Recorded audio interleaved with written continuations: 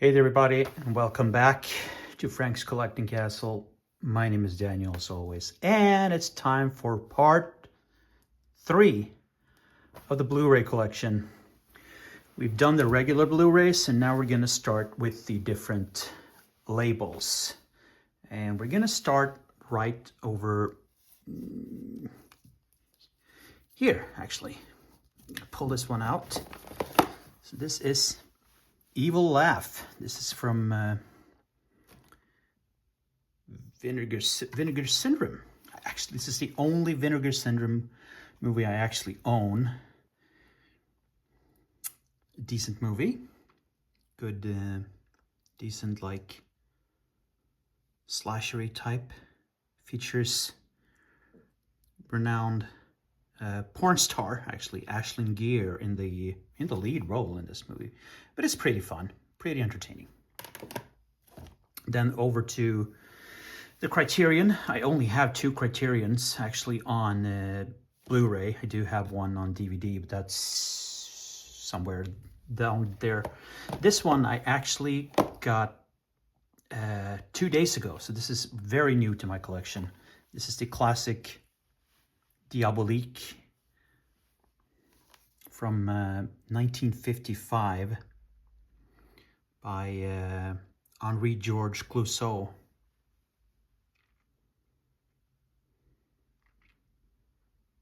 One of those, like, you could call it like home invasion, but it's a thriller. I'm really, really excited to watch this one. This has been on my personal want list for a long time because this is number 35, so it's early on in the Criterion. I don't know what the Criterion list is up to now, but this is an early one. I love this cover. It's just very cool.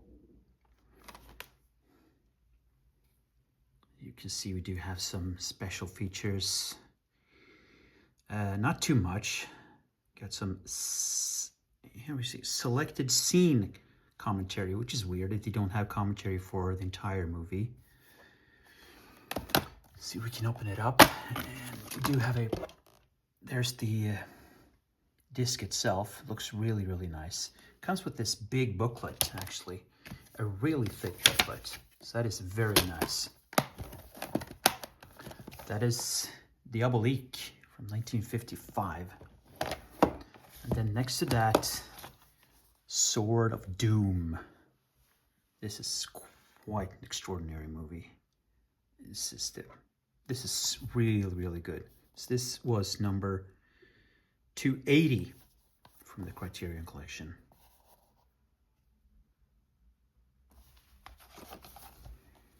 Very few special features. As you can see, it had one audio commentary and a trailer, an essay, yes.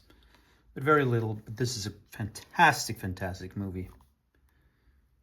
Big fan of this one. Then moving on to Eureka. Have a little more with those. Here's the Japanese movie, Cure. So this is from their Masters of Cinema line, number 181. Very interesting movie. Different. You can see it's directed by Kiyoshi Kurosawa. We have some special features. This is a very interesting movie. Let's see how it looks inside. It's one disc. You get a little booklet as well. This was very, very different. It's very slow going. Really, like, building up to the crescendo. This is a very, very interesting movie, to say the least. It's Cure. And we actually have a TV show. That is Wolf Creek. This is season 1. They made 2 seasons of this. So it pretty much follows the same story as the movies has done. And there is a 3rd movie coming out around next year. It's supposed to be coming out next year. I don't know if it's done filming or if it's in the process of filming. But Mick plays the lead. as he does in the movies, and he's going to do it in the next movie as well. This is a 2-discer.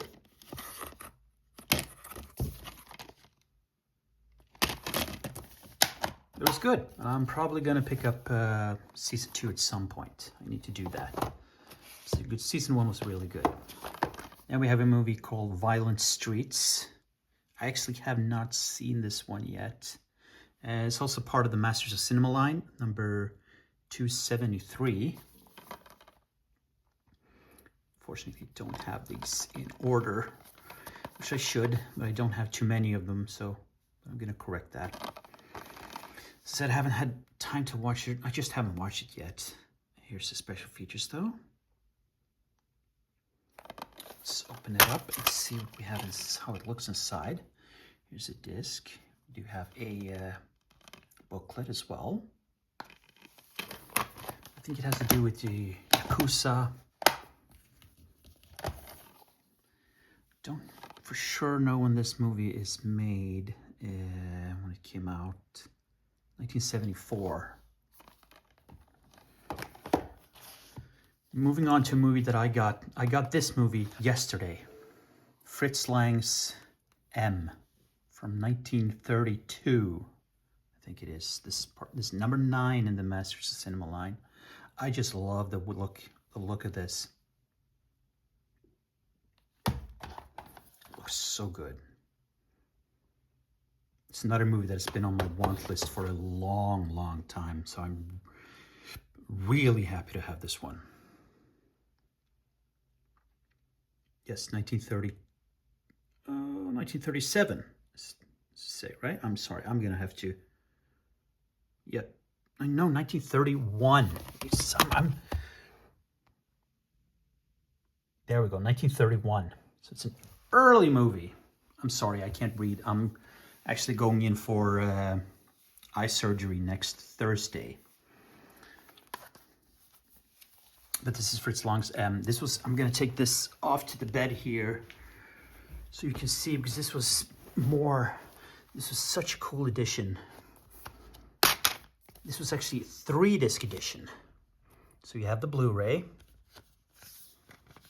and then you have the first DVD and the second DVD.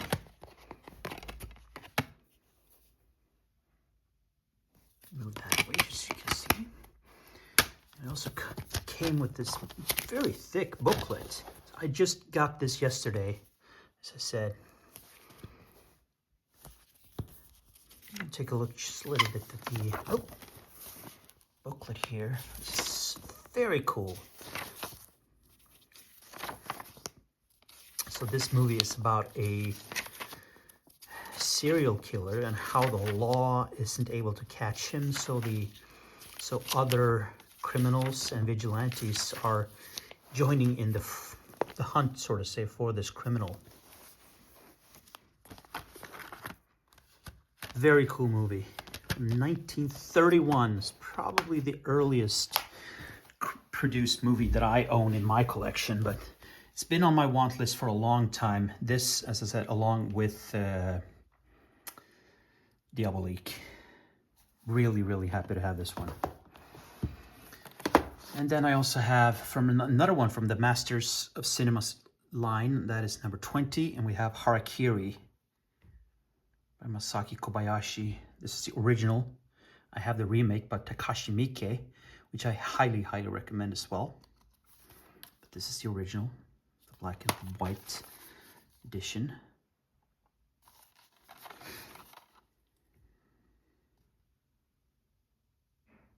Spectacular movie.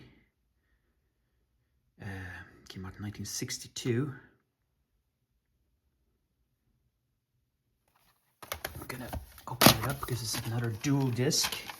You get the Blu-ray and the DVD. And then you have a big booklet. It's 28 pages. That is very cool. I love these old school movies. And quickly talking about next Thursday next week, I'm actually going to do an interview with Eugenio Ercolani. And if you don't know who Eugenio Ercolani is, he has produced and helped produce movies like Beatrice Cenci, where he's doing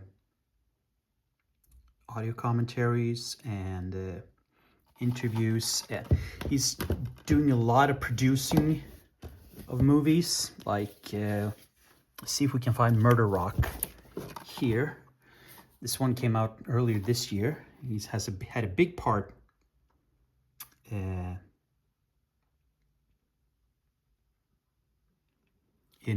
part of producing this movie. He's a producer. He does interviews for a lot of different companies, whether it's 88 Films or Vinegar Syndrome or Treasued Films or Cauldron Films. So he's a director, he's a producer, he's an author, he's written several books about Italian genre cinema.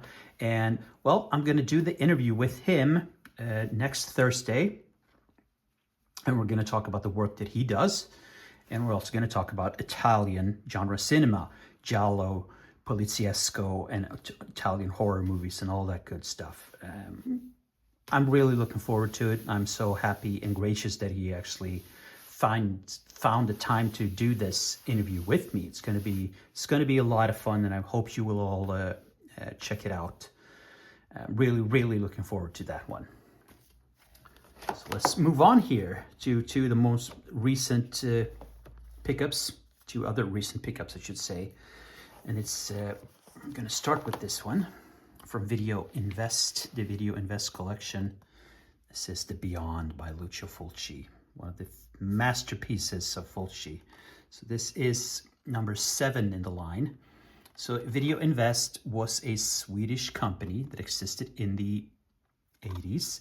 They only released 28 movies in total before they were basically shut down because, you know, the United States had their moral panic in the 70s and 80s. The UK had the video nasties, and we sort of had the same thing, where movies were prosecuted and there were police raids against video stores, and they only released 28 movies before they were shut down, and now they are resurrecting it, the company, and they're gonna re-release. I hope they're gonna re-release all the movies. So far they released 8. I picked up the 2 that I was most interested in. I'm probably not going to pick up all of them. There's definitely more that I want to pick up, but of the first batch of 8, it's this one and it's the next one I'm going to show you. But this is The Beyond. So I was very happy to have this one. This is my, I don't know, 3rd edition of The Beyond. This is a really nice edition. It has a lot of special features, as you can see. And it also has an introduction by a Swedish journalist and movie knower. So that is very cool, and I'm so happy to have this one. The second one that I picked up was Fulci's New York Ripper. You're gonna see both The Beyond and the New York Ripper soon, because I do have other editions of them. So this was number 26 in the line. Very cool.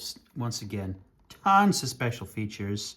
The edition I have doesn't have this many special features at all. So that was also one of the reasons that I picked it up, because I'm a huge fan of features.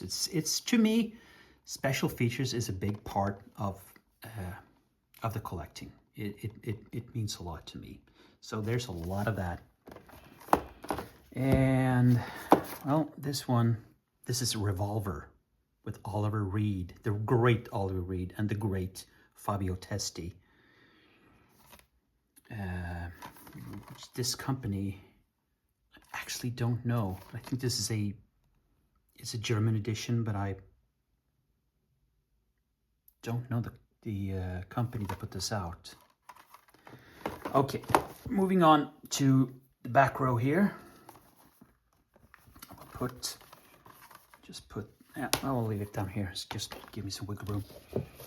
This one I've shown recently in the Italian collection. This is Four Flies on Grey Velvet, the media book edition. Very nice edition. This is from Koch, however you want to pronounce it, Koch Media. Beautiful edition. I've shown this several times before. I can't get enough of it. Just the texture here. It's like it's some kind of fabric. So you have the Blu-ray, the DVD, the second DVD, and then you have the book inside here with. This is a beautiful edition. I really love this edition. Okay, moving on. We go to 101 Films. And the first one is The Last Broadcast. This is a very nice edition, though. So this is a found footage movie. Came out earlier, the year before the Blair Witch Project, but it's really much less known.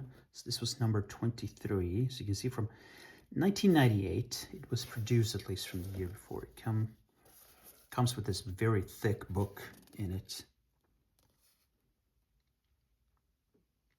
We can take it aside here and check it out. It's a really, really nice edition. Here you have the keep case. The background there is very cool. It's kind of a slow-going found footage, but has some really nice reveals. Here's the thick book.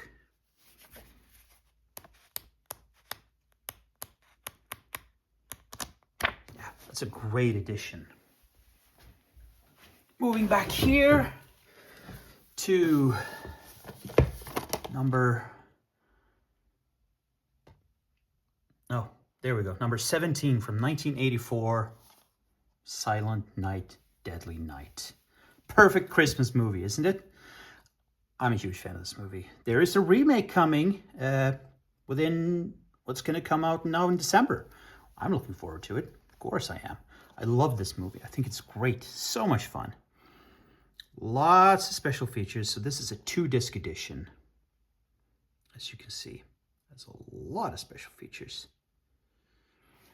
I love this movie. I love this movie a lot. I think it's just so much fun. There we have the 2 discs. There were sequels. There was like 2 or 3 sequels to this. I've never seen the sequels. Don't know if I will, but I love this one so much. And I'm really looking forward to the remake. I'm just hoping it's going to be just as fun and good as this one is. And then to the big box set, the Bob Clark Horror Collection, number 29. And then all the movies are individually named 29A, B, and C. The movies are from 1972 and the rest to 1974 and 1974.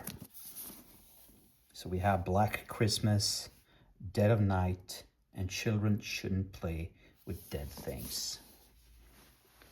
Beautiful box.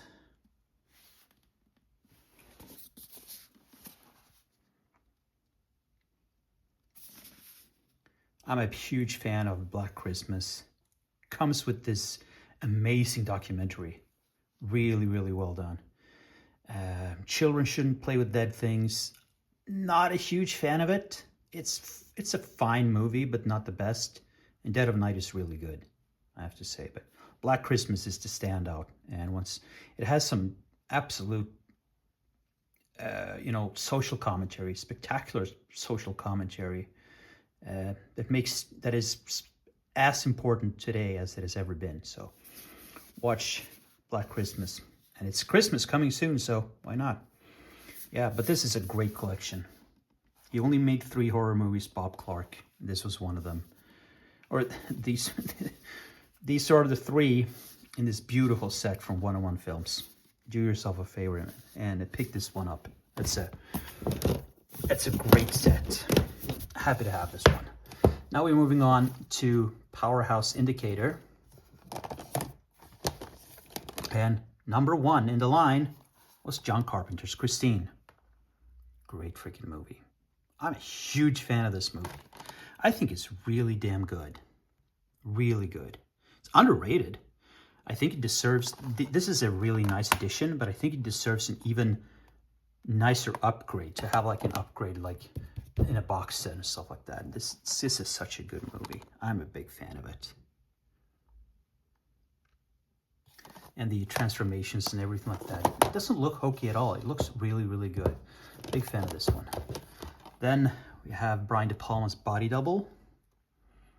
So if you ever seen a Brian De Palma movie, you know that he loves giallo movies. He loves Psycho. And he is a bit of a peeper, you know, a peeping Tom. He does that in a lot of his movies. And it all comes together in a movie like this. It definitely does. This is number 2. But this is really good. It's lacy, but I like it. I like it a lot. Yeah, this is a great movie though. Next up is Hardcore with the great late George C. Scott. Can be a tough watch. Not like because of the gore and the violence, but because of the subject matter, as George Scott plays the father who is looking for his missing daughter. And back in the day, it was like, well, she's a teenager, you know? She's just ran away. Well, no, not really. This takes a turn, but George C. Scott puts in an absolutely amazing performance in this movie. And this is number 14 in the line. We got another John Carpenter movie, and that is Vampires. It's a very macho, masculine movie. No problems there. It's really damn good. Number 19 in the line. I enjoy it for what it is. It's a vampire movie by John Carpenter with James Woods. You never would have considered James Woods in a vampire movie or even a horror movie, really. But I like it. It's really cool. It's 90s. It's, you know what you're getting with this. Very entertaining. Then we have a movie that I adore. This is The Eyes of Laura Mars, number 34 in the line. So this is what I call part of the American Giallo line. It is an American Giallo. It could have been directed. I'm sorry, I can't speak. It could definitely have been directed by Brian De Palma. It looks like a Brian De Palma movie to me, but it's, what's the name of the director? Irvin Kreischer. The interesting thing is, the writer to this movie who wrote the script was actually John Carpenter. And in this movie, you can definitely see how influenced he was by Giallo movies. Because this is, for all intents and purposes, a Giallo. It's only that it's an American Giallo, but it's, man, Tommy Lee Jones and Faye Dunaway. So Faye Dunaway plays a fashion photographer who, for some reason, gets these premonitions where she can see through the killer's eyes as the killer kills women or performs his kills. And it's really, really damn good. Brilliant performances by Faye Dunaway and Tommy Lee Jones in this movie, and I highly recommend it. I think it's another one that deserves to have, you know, treatment, a good treatment. It's a sort of forgotten movie, but it's damn brilliant. Now we move into something completely different. That's The Camp on Blood Island, number 80 in the line. I actually have not seen this one yet, to be honest. It has tons of special features. This came out 1958. It's in black and white. The brutal truth behind the Japanese war crimes. So this movie takes place during World War II. But yeah, I actually haven't seen it yet. And we have The China Syndrome, number 85 in the line. Jack Lemmon, Jane Fonda, and Michael Douglas.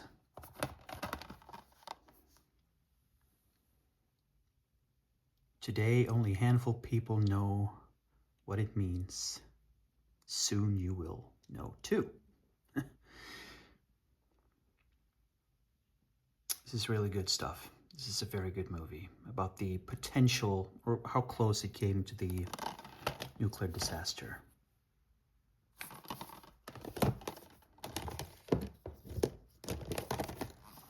And we have Bloody New Year. So this is number 63. So, 163. I was about to say the movies are out of line there, but 163. This is a British slasher from 1987. So really at the very end of the slasher boom. It's slasher with like ghostly happenings as well. And as you can see, the special features, not that good. It could have been a lot better. It's okay, but nah, nothing spectacular. Then we have something that is really good though. This is Road Games with Jamie Lee Curtis and Stacy Keach. Number 198. And the spine. Look at the special features. So this is part of the of Osploitations. This is a Australian movie.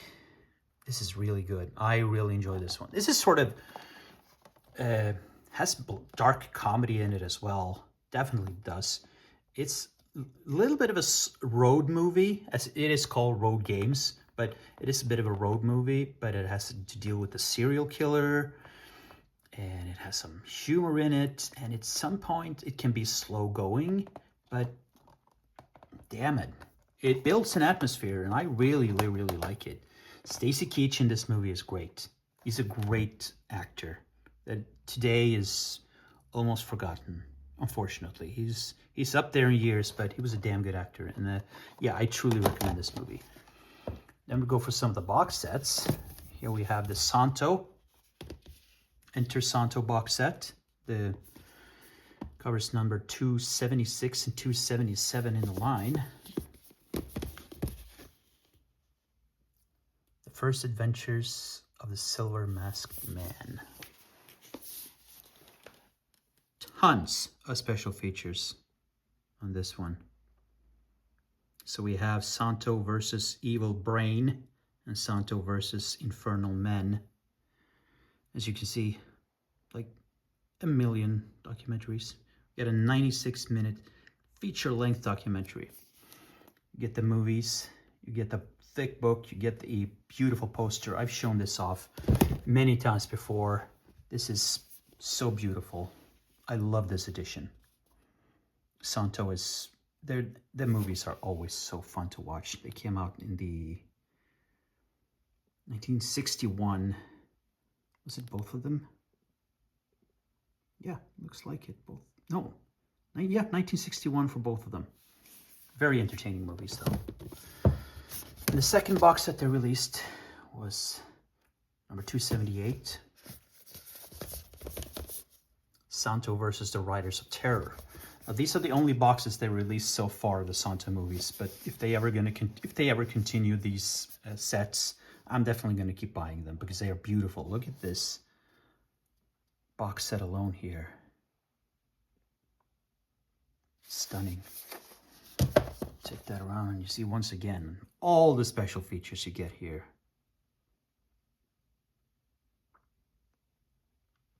That is quite something, right? Amazing amount. You get the thick book, and you get the comes in this little. I'm gonna take this one out actually. Why not? So you have, first of all, you have that rigid box that it comes in, and the movie itself comes in this beautiful little media book. I have the J card right there. There we go. It's limited to 8,000. I got number 2,417. Well, 8,000 is not too limited. There's Santo himself. Yeah, that's a beautiful edition. And the book, I think it's like 70 pages.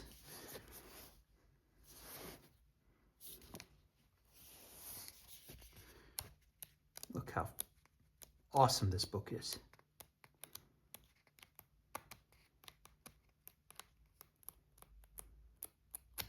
Amazing stuff. So I'm so happy to have this one. And this one, as I said, if Indicator continues to produce them, I'm going to keep buying them. And the final thing from Indicator is another exploitation movie, and that is Patrick. That was number 430 in the line. Once again, look at the special features. There's so many specials, so much. That is incredible. Absolutely incredible. You get the movie and you get the thick book. Beautiful stuff. Okay, moving on to Second Sight. As you can see, I only have a few things from Second Sight. First up, I have this box set here for Gonjiam, Haunted Asylum.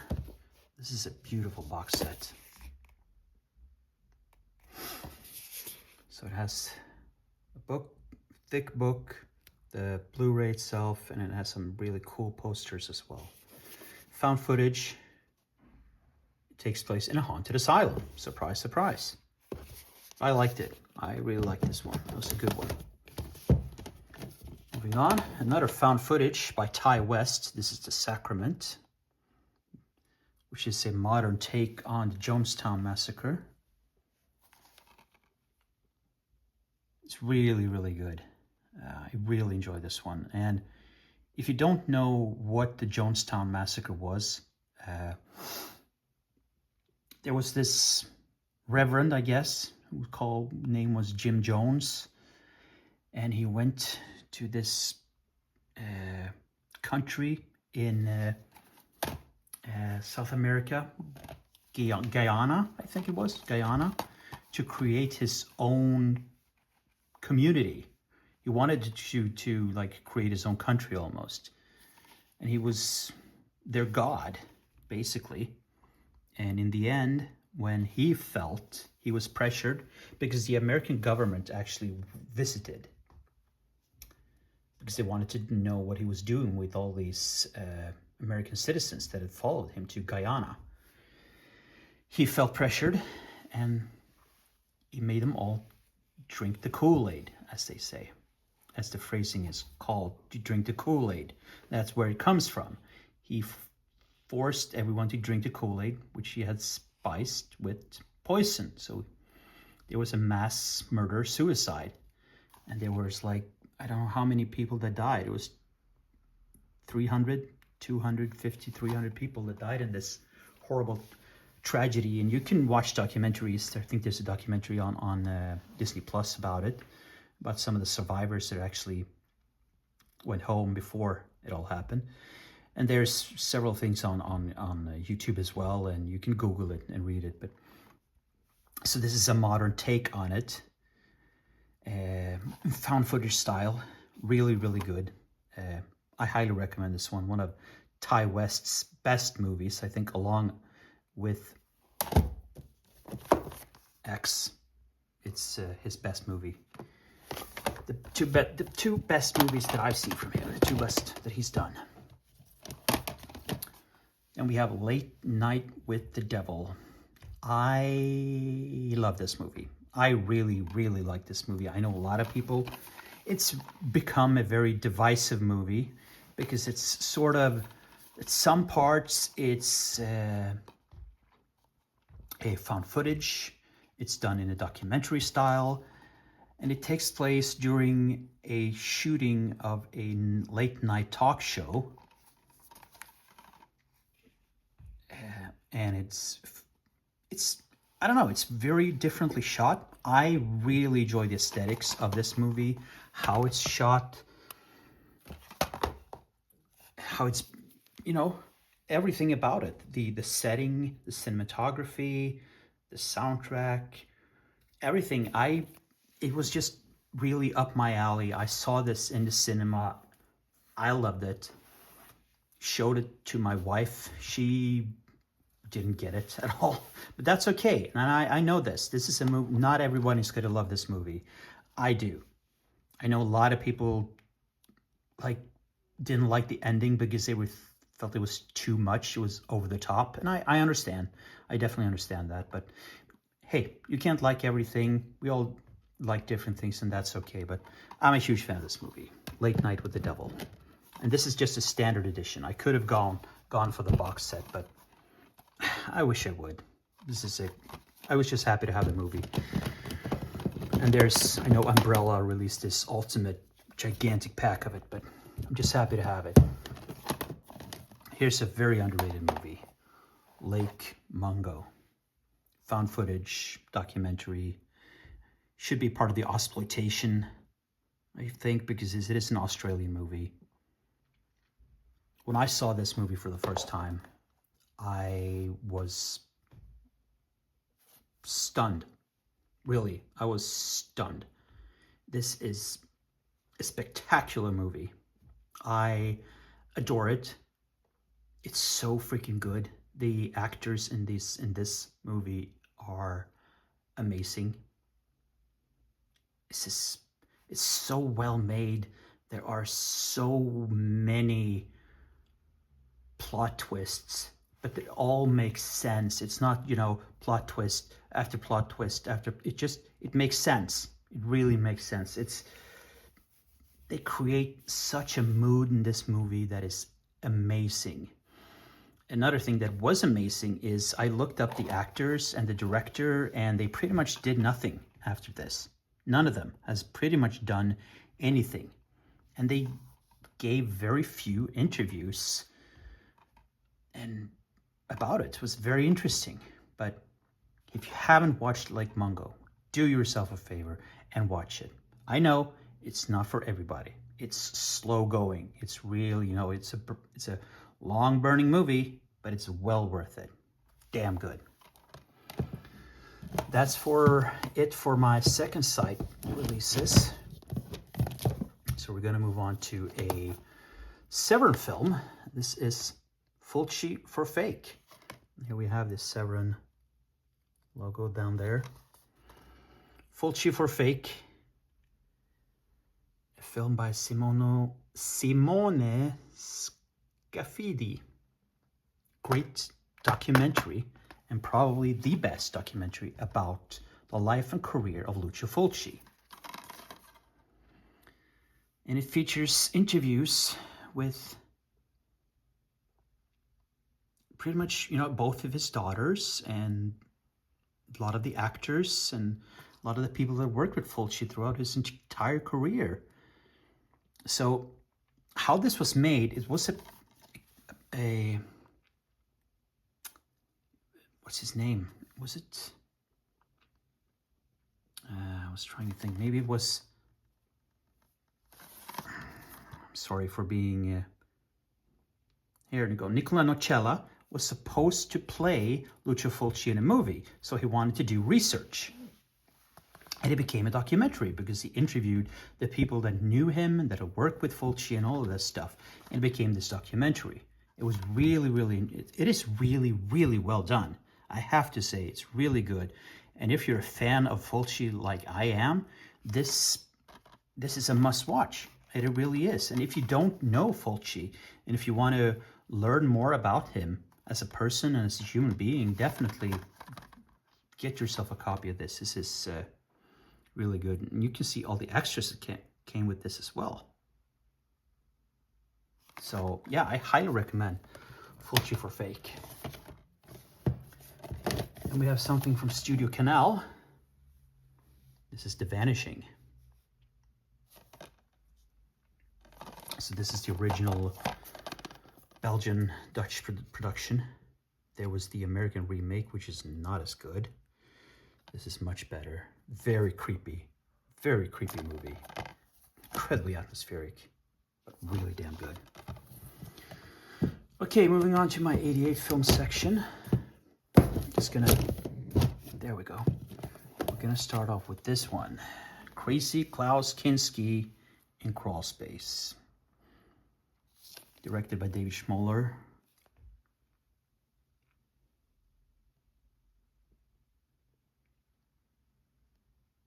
It has some great documentaries.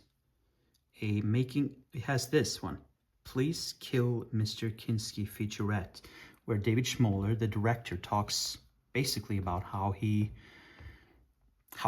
as a director and a lot of other crew members during this making of this movie really wanted to kill him because he's crazy. He has crazy demands. He's an insane human being.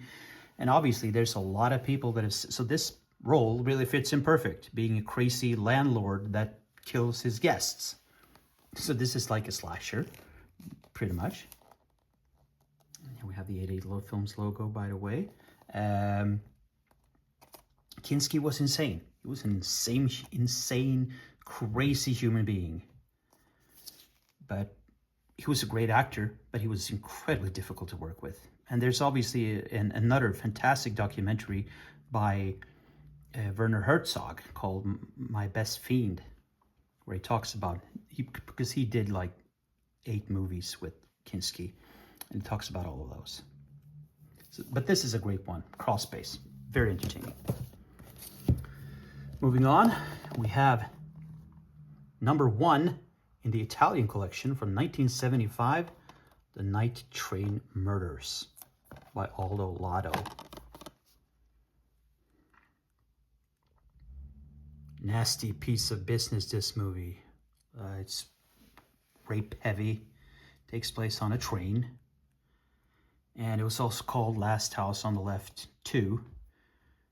But it basically mirrors Last House on the Left, where these 2 young girls get murdered and raped. And man, it's fucking brutal, but it's damn good. It's a good movie. Here we have all these special features, as you can see. Got audio commentary by Eugenio Ercolani, who's I'm going to do the interview with next Thursday. It's going to be so cool. Yeah, but this is a good movie, but you got to be kind of sensitive to watch this. It's nasty. Another movie that I got pretty recently, number 20 in the line, is Joe D'Amato's Absurd, also known as The Grim Reaper. So this was also known as Anthropophagus 2. You got crazy George Eastman in this movie. Plays the creature. Any special features there. Got this last week, so I haven't had time to watch it yet. There's an Italian title, Rosso Sangue.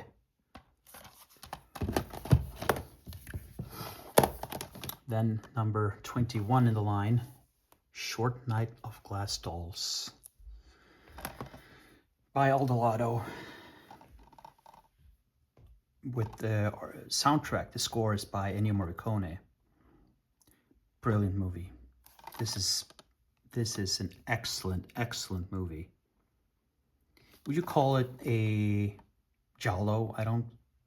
Not necessarily. I think you could call it a giallo, but you could also call it like just a suspense psychological thriller.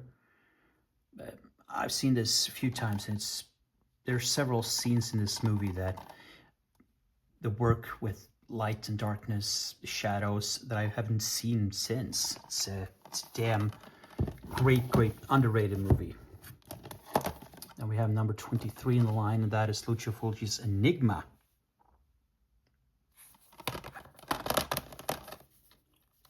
Not one of his very best movies, but I think this is still a damn good movie. Once again, has a killer soundtrack. And it also features a 77-minute length documentary.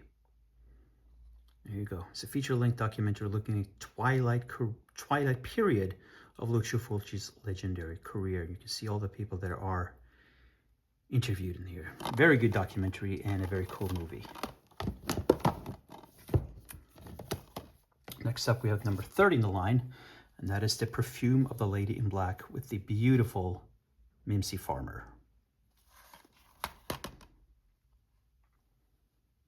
1974. The special features. This is what I like about the 88 Films releases. They have the number very clearly and the year when it came out as well. So it's very clear.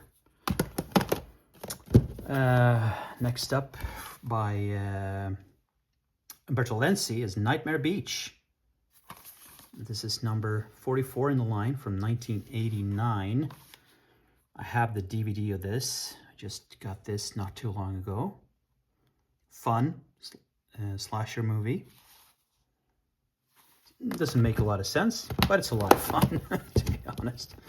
And we got another Umberto Lenzi, and that is Eyeball. Now, this is fun. This is a fun movie. I enjoy this one. Number 45 in line from 1975. Also has a feature-length documentary, 80 minutes long, about the entire career of Umberto Lenzi and pretty much every movie that he made. He made a lot of stuff, and he made a lot of good stuff. Umberto Lenzi is, to me, very underrated as a director. But this is a good one. I highly recommend that one. Okay, moving on. Number 55 from 1969, another Lucio Fulci movie, is Beatrice Cenci. Very, very good. Very underrated. Not talked about as much at all, in fact. But I highly recommend it. It's based on actual events. It took place in like 1599. In the previous few years there. So it's a period piece. You have the beautiful Adrienne LaRussa and the great late Thomas Milian. I highly recommend this one if you haven't seen it. Beatrice Cenci. Damn good movie.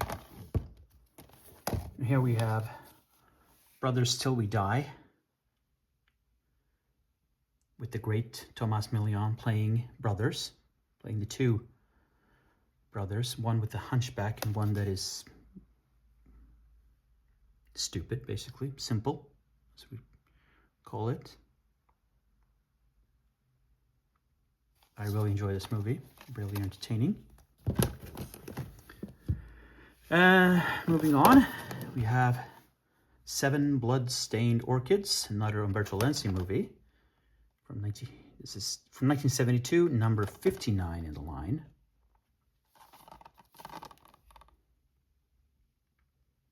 Very good giallo. I seem to be missing him. No, I forgot this. I forgot it. This is Anthropophagus. I thought I had it. I sort of missed it. It's number 7 in the line. Oops. This is the 4K Blu-ray release of Anthropophagus by Joe D'Amato. Oh, honestly, this is a very slow-going movie. Not a lot happens, but when things happen, oh, they get really, really gory and messy and messed up. Man, when the action gets going, this is a really messed up movie. Seriously. Seriously messed up movie. Okay, let's see, where are we? I'm gonna move the stool a bit here so I can see what I'm actually doing. Here we got The Devil's Honey, another Lucio Fulci movie. Number 60 from 1986.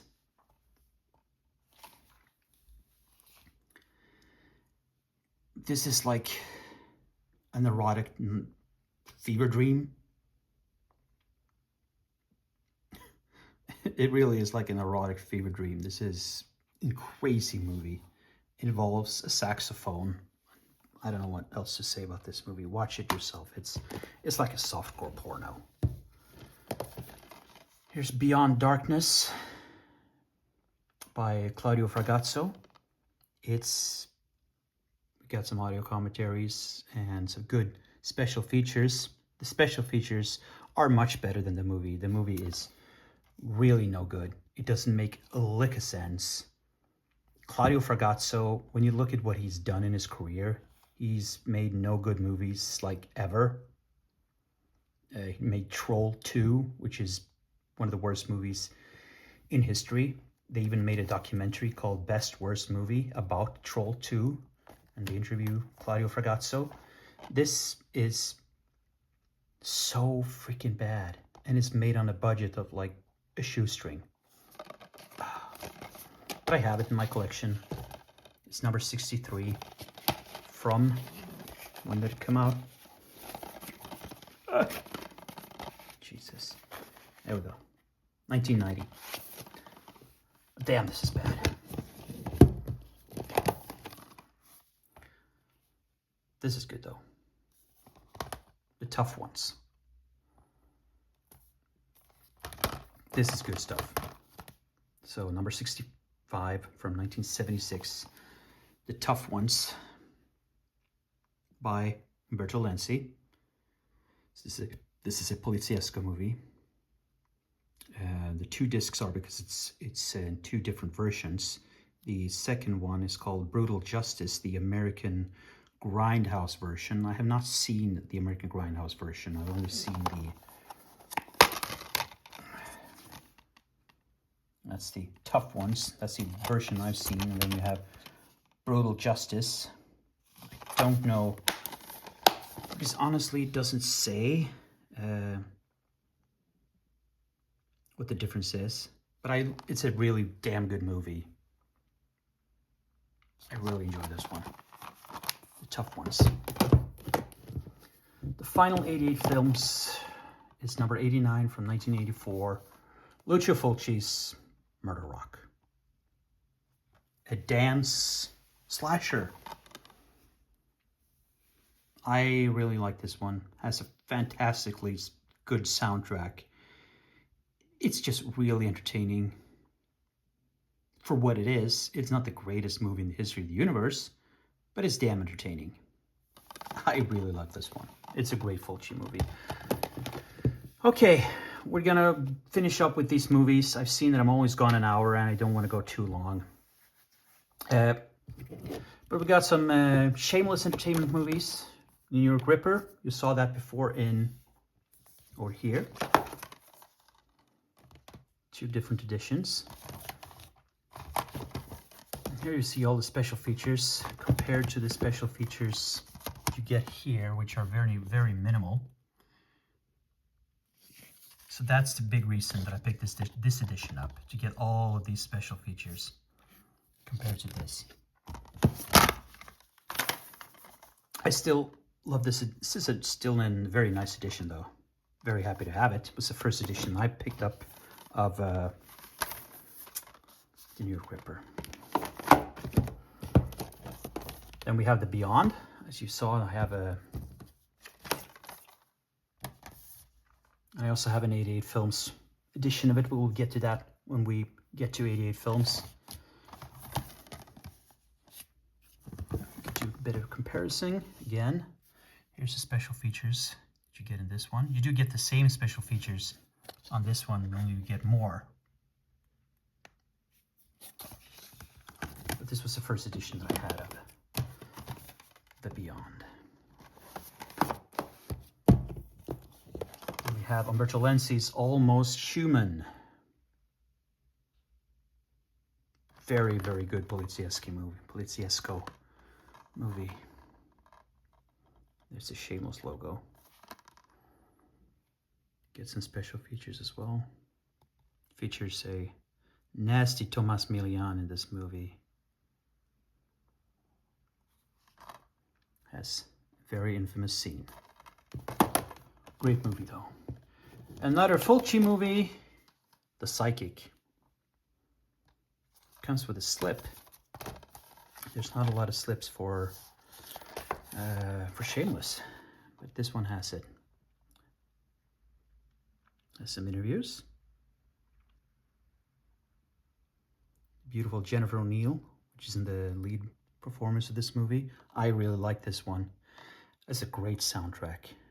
Like all Italian movies, it has a great soundtrack. We'll move on to Radiance and Mario Bava and Planet of the Vampires. Very entertaining science fiction movie. This is really good. I really enjoy this one. It's a very good new documentary about Mario Bava and his connection between the Gothic and science fiction, as you can see right there on the special features. It's a really entertaining movie. I like this one. And from Third Window Films, we have Door and Door 2. Comes with this slip cover. Not a lot of special features.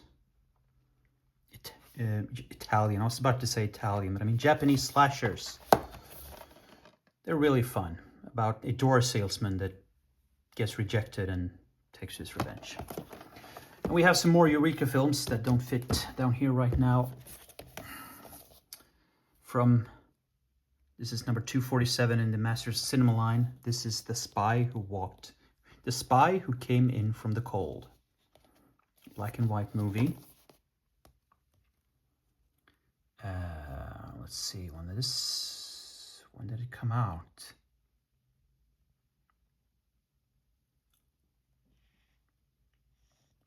I think it came out in the 60s. Oh, no, there we go. 1955.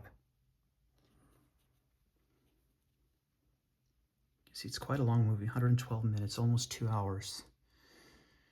It really is a stone cold spy thriller during the Cold War. Based on a novel by John le Carré. It's really good, I have to say. Here's one, Revenge. Not part of the Masters of Cinema line, though. Yep, there it is. Masters of Cinema number 278. There's the beautiful Eureka logo. I actually have not seen this one yet. This one came out in 1964. But I love these old samurai movies. They're all pretty much great, right? I think so. Then we have Golgo 13. Great movie.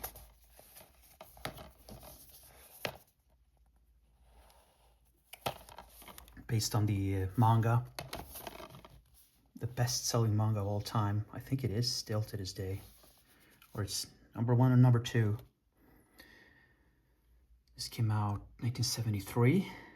Was made in Iran, out of all countries in the world.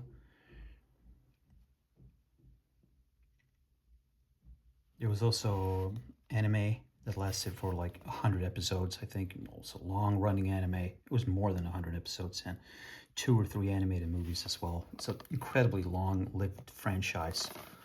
It's Golgo 13.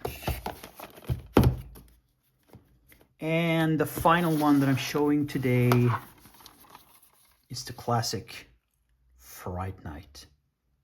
I love this movie. I love it. It was one of the very first, if not the first, horror movie that I ever saw. When I was a kid, it scared the shit out of me. And I wouldn't dare watch it for years and years and years. But, you know, now I absolutely adore and love this movie. It is freaking great. Absolutely great. This also has a... Yeah, there we go. No. Yeah, 146-minute long documentary. So the documentary is like 2.5 hours long. It's longer than the movie. Incredible, right? So this is 2-disc edition. It has the Blu-ray and the DVD. There you have the scary vampire himself. And it interviews everyone. Everyone in this movie is interviewed. It's just great. Love it, love it, love it. So that's for moving a bit. Part 3. Next part will be, which will be the final part, will be the Arrow selection. The Arrow selection, all the Arrow movies. Yeah, I hope you enjoy this one.